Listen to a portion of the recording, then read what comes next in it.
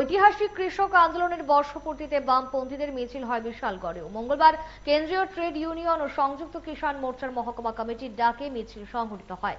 কড়া নিরাপত্তা ব্যবস্থার মধ্য দিয়ে বিশালগড়ের কর্মসূচি সম্পন্ন হয়। তাতে উপস্থিত ছিলেন কৃষক সভা সিপাহীজলা জেলা কমিটির সভাপতি সিদ্দিকুর রহমান, সিপিআইএম মহকুমা কমিটির সম্পাদক পার্থপ্রতিম মজুমদার সহ আরো অনেকে।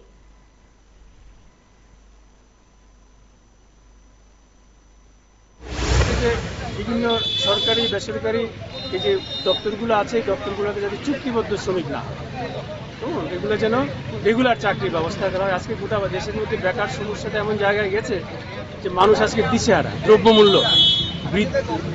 যে বৃদ্ধি, এগুলোকে রোধ করা, এই দাবিগুলো নিয়েই আজকে দিল্লিতে সকল আন্দোলন চলছিল। সেই আন্দোলনের আজকে ৪র্থ বর্ষ।